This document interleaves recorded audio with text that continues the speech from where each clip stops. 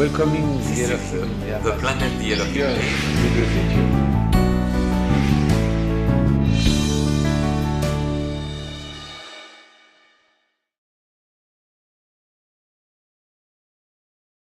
One of my favorite places when I am in Japan is to go to Tokyo, Shinjuku. It's a part of Tokyo.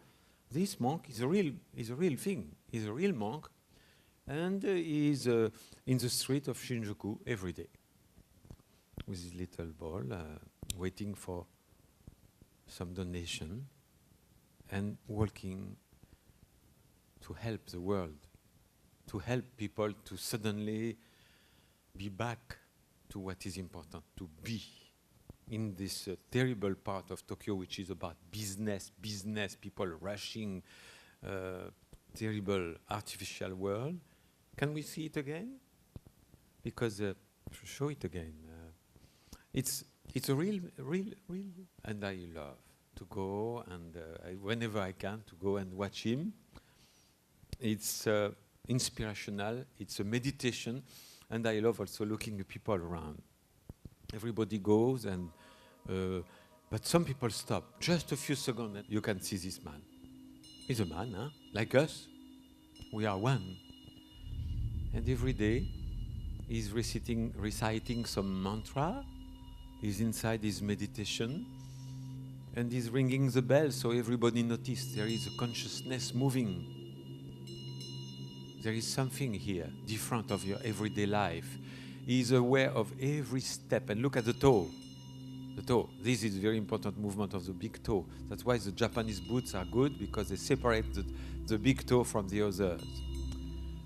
To be aware of each second of his life, which are all but wasted. It's the opposite. All people around are wasted their life.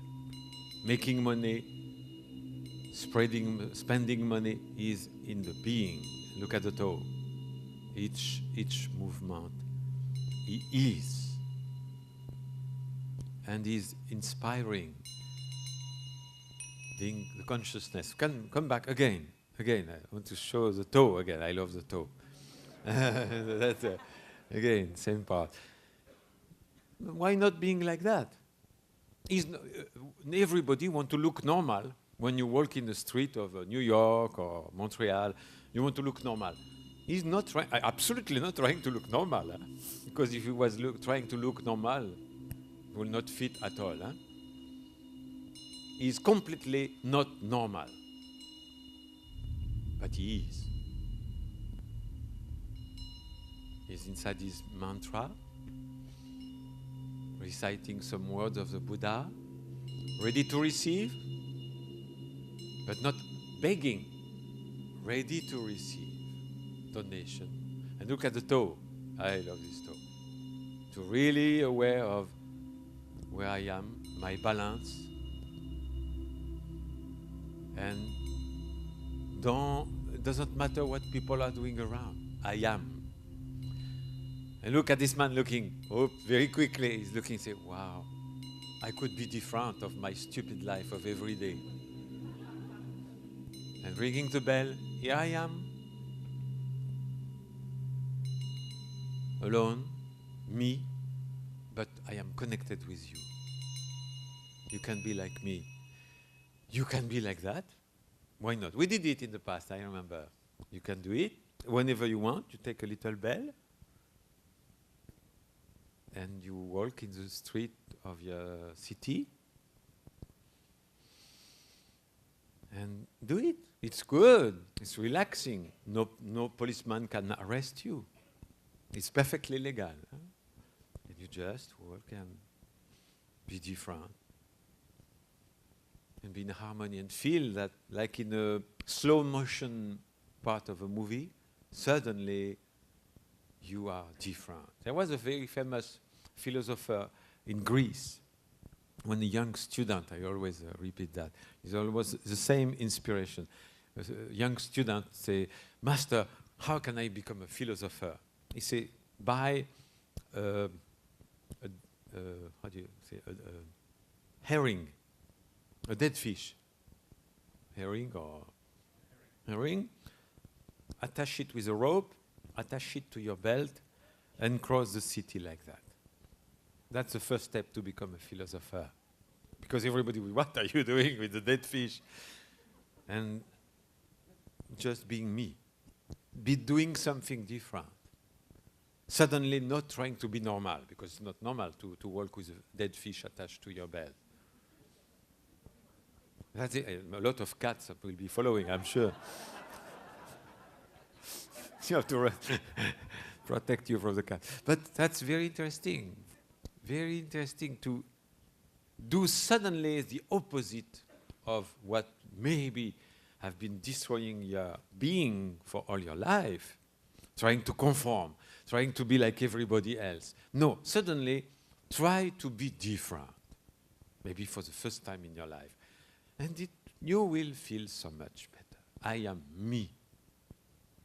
And I don't have to conform to any model. I don't have to mimic anybody. I am me. If Rael says something funny, I can be the only one to laugh, because you are same. If I say something funny, sometimes when other people laugh, you laugh also. But if others are silent, you don't want to be the only one to laugh. Why not? Yes. Or the only one to cry, or the only one to have a special feeling. Let's express yourself and not try to conform to everybody. Each cell of your body must express itself, because each cell has a different mission. Each human being has a different mission, has something different to do. When you block yourself and, no, I must conform. Everybody is silent, I must be silent. Everybody stand up, like in the church, I stand up. No. If suddenly you feel like laughing of something funny, like crazy, or something I say, do it. And if suddenly you feel like, wow, that's great, do it. Be yourself. And by being yourself, you connect yourself with your deep being, and it's can be part of a meditation. You cannot meditate if you are not really yourself. We cannot have a meditation. What everybody else said, okay, I will meditate like everybody. No, it's you with you. That's why it's very important. And try that. You don't need this hat. It can be another hat.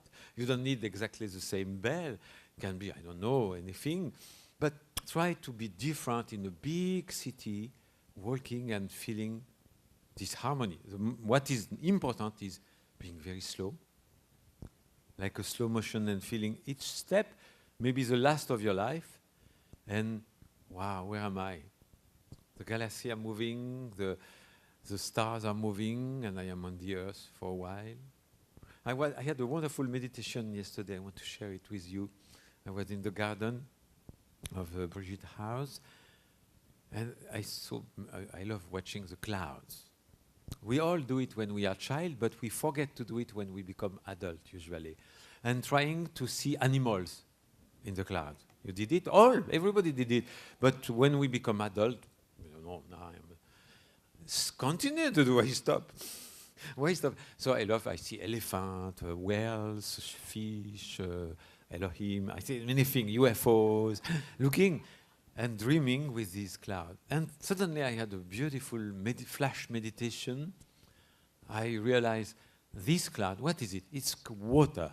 Some droplets of water together making a cloud. These droplets have been on the earth before, and then in the river, and the ocean, and again in the infinite cycle of water. But right now, this cloud in front of me, this huge cloud, how many atoms in this water have been in the body of Napoleon, Jules Caesar, Jesus Christ? Some of them, for sure.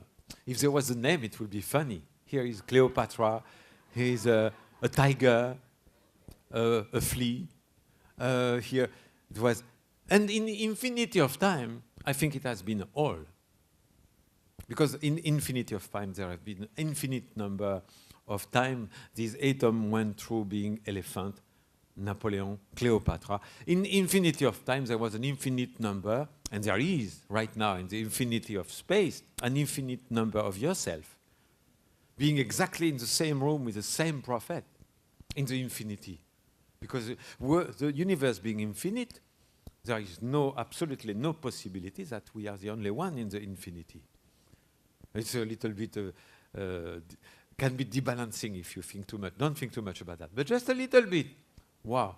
And so all which is part of us today has been an infinite number of times part of the stars, of the cloud, of everything, and will be back.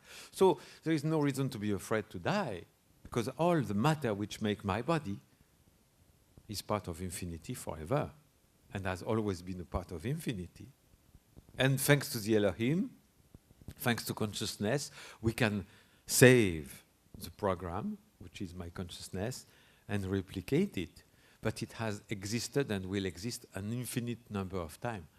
Wow, what a feeling. So when you look at the clouds, look at part of the body of your grandfather or grandfather, and you will be one day in the clouds. Some part of you will evaporate and become a cloud, and it's beautiful. So we are one, not only with other human beings, but we are one with every little bit of the universe and with all the universe. We are one in this infinity. Great feeling, no? Look at the clouds.